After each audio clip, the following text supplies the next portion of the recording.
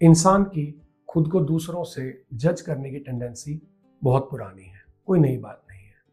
Comparison हमें evolve करने में हेल्प करता है। फॉर एग्जांपल, अगर हम डिफरेंट कंट्रीज की जीडीपी कंपेयर करते हैं तो उसका मतलब ये है कि हम अपनी जीडीपी को सुधार सकें, इनकम बढ़ा सकें। ऐसे ही अगर हर साल डिफरेंट स्टेट्स लिटरेसी रेट का एक चार्ट बना के कंपेयर करते हैं तो उसका मतलब ये हुआ कि वो स्टेट्स की लिटरेसी रेट को बढ़ाना चाहते हैं। ऐसे ही दिल्ली का पॉल्यूशन बहुत ज़्यादा है, तो दिल्ली के पॉल्यूशन को कम करने के लिए या एयर क्वालिटी इंप्रूव करने के लिए हम क्या करेंगे? कंपेयर करेंगे बाकी स्टेट से। तो कहा जाए तो कंपैरिजन विकासवादी है, इवोल्यूशनरी है। अगर कोई चीज वीक है, नीचे स्तर पे है, तो उसको उठाने के लिए, स्ट्रांग बनाने के लिए कंपैरिजन बहुत जरूरी है। पर अब कंपैरिजन क्यों हो रहा है? अब कंपैरिजन दूसरे को नीचा दिखाने के लिए हो रहा है, डीमोटिवेट करने के लिए हो रहा है। और ऐसा क्यों हो रहा है? ईगो बूस्ट करने के लिए, ईगो सेटिस्फैक्शन के लिए लोग कंपैरिजन करने लगे हैं।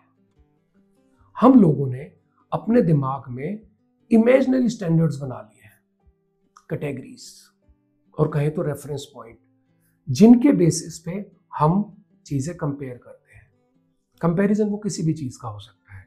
जो कंपैरिजन है वो आपकी अपीयरेंसेस को लेके भी हो सकता है कि हाउ एम आई लुकिंग। वो आपकी जॉब को लेके भी हो सकता है कंपैरिजन, कि मेरी जॉब बेहतर है या दूसरे की कैसी है। ऐसे ही एक और तरह का कंपैरिजन है जो है आपने अपने बच्चों के लिए स्टैंडर्ड्स बना दिए हैं कि हमारा बच्चा बाकी बच्चों से कैसे कम है। वो स्टैंडर्ड आपने ऐसे सेट किए हैं कि आप ये समझते हो कि हमारा बच्चा सुपरस्टार है और उस जैसा कोई भी इस धरती पे है ही नहीं। तो अब हम ये जानने की कोशिश करते हैं कि वो स्टैंडर्ड्स कौन कौन से हैं, वो मेजर्स कौन कौन से हैं जिनके आधार पर हम अपने बच्चों को दूसरों से कंपेयर करते हैं। Let me tell you one story. एक बार एक पेरेंट्स टीचर मीटिंग चल रही थी, तो मैं कुछ पेरेंट्स को ना ये बता रहा था कि आपके बच्चे की ये वीकनेस है, इसमें इंप्रूव करना चाहिए। और बाकी पेरेंट्स वहां बैठ के उसे सुन रहे थे। जैसे ही नेक्स्ट पेरेंट्स का नंबर आया तो उनमें से उसके पापा ने मुझसे कहा कि सर, जो बच्चा गया है उसके कितने मार्क्स आए थे? मैंने कहा 85%। तो उसने उसी सेकंड अपने बच्चे को देखा और उसे कहा, एक ही साथ ट्यूशन पढ़ते हो ना तुम लोग, तेरे कभी 50% से ऊपर नंबर आए ही नहीं। बेइज्जती करवा रखी है सर इसने हमारी, हम कोई भी कसर नहीं छोड़ते इसको पढ़ाने में। बेस्ट स्कूल में एडमिशन करवा रखा है, ट्यूशन फीस देते हैं, जो बुक मांगता है वो ला के देते हैं, फिर भी ये 50% लेके आता है। ये एक स्टैंडर्ड हुआ। और दूसरा स्टैंडर्ड, उसको कंपेयर करना अपने रिलेटिव्स के बच्चों से कि हमारे फलाने रिलेटिव का बच्चा ये कर रहा है, पड़ोस से कि 4 गली छोड़ के वहां पे फलाने के लड़के ने ये करा, उसकी लड़की ने ये अचीवमेंट की। इन मेजर्स के बेसिस पे आप बच्चों को खा रहे हो, बच्चों को बहुत प्रॉब्लम्स का सामना करना पड़ रहा है। अगर किसी बच्चे का एंट्रेंस कुछ मार्क्स से रह जाता है, चाहे वो आईआईटी जेई का हो, नीट का हो या किसी भी गवर्नमेंट जॉब का, तो हम उस बच्चे का कैरेक्टर फेलियर से डिसाइड कर लेते हैं। उसकी ओवरऑल पर्सनैलिटी हमने मान ली कि इसके बस की कुछ नहीं है। अगर वहीं उस बच्चे के मार्क्स अच्छे आ जाते हैं तो हमें क्या लगता कि वो वैल्यूज भी हैं उसके अंदर, वो जानवरों का भी ध्यान रखता होगा, वो बड़ों की रिस्पेक्ट भी करता होगा, उसके अंदर इस धरती की सारी क्वालिटीज हैं।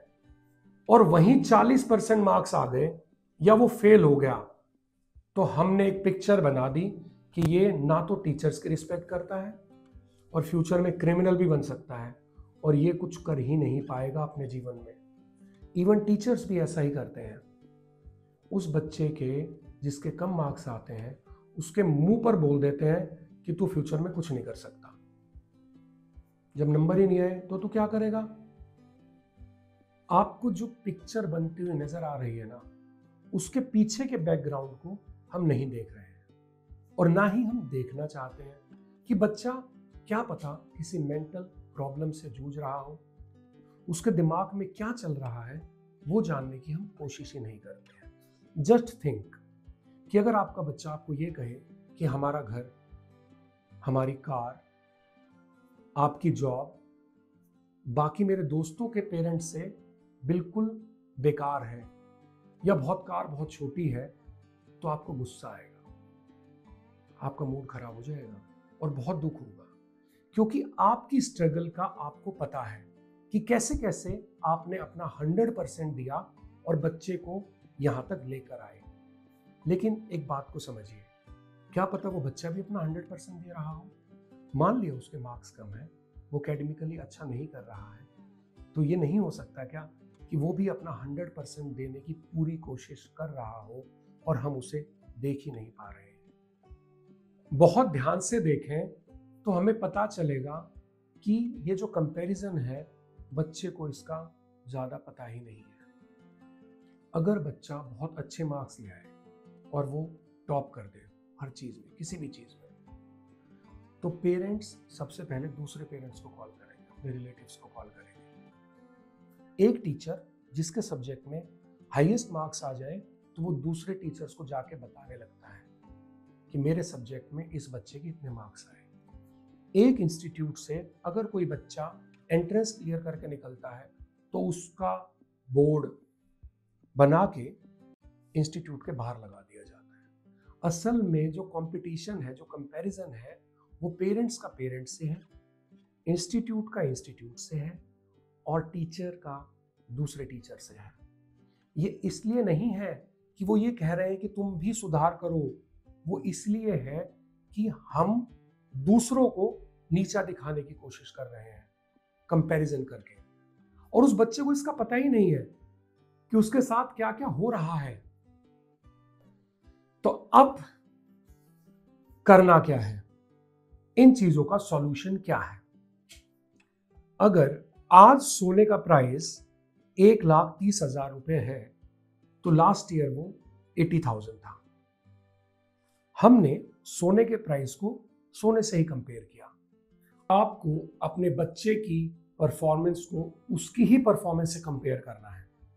वो लास्ट ईयर जैसा परफॉर्म कर रहा था उसका एक कार्ड बनाओ और ये चेक करो कि इस साल उसने कितनी इंप्रूवमेंट की है, उसके अचीवमेंट्स को काउंट करो।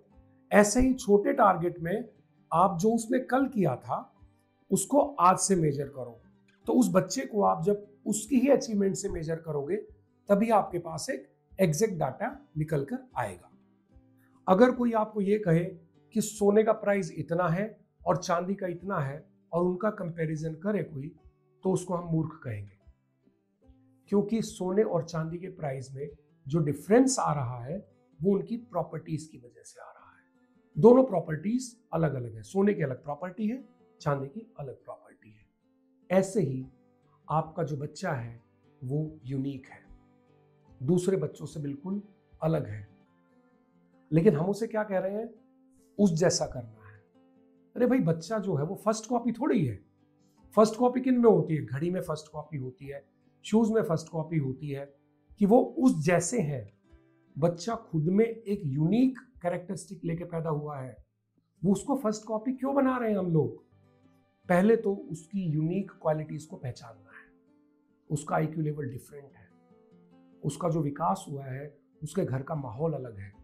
तो हमें सबसे पहले उसके पास शांति से बैठ के पता लगाना है कि बच्चा चाह क्या रहा है, उसको सुनना है कि उसकी प्रॉब्लम क्या है, तभी हम उसके अकॉर्डिंग उसको आगे बढ़ा पाएंगे।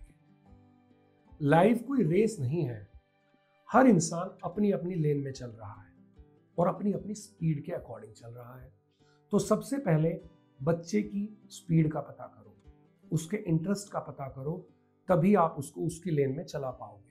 ये नहीं चल वो इधर रहा है और आप उसको दूसरी लेन दिखाना चाह रहे हैं। और जो कंपैरिजन है ना, जो कर रहे हैं हम, ये एक सर्कुलर लूप है, और सर्कुलर लूप में कभी ये पता ही नहीं चल सकता कि कौन हमसे आगे है, कौन हमसे पीछे। जितनी जल्दी हो सके उस लूप से अपने आप को बाहर निकालो और बच्चे को भी बाहर निकाला जाए। माली जब फूलों की केयर करता है ना, तो हर फूल अलग अलग है। किसी फूल को धूप ज़्यादा चाहिए, किसी फूल को खाद ज़्यादा चाहिए। तो जैसे फूलों को डिफरेंट तरह से रखा जाता है, वैसे ही हमें भी अपने बच्चों को उनकी क्वालिटीज़ के बेसिस पे ही जज करना है, उनको सपोर्ट करना है और उनकी हेल्प करनी है एक बेटर फ्यूचर बनाने के लिए।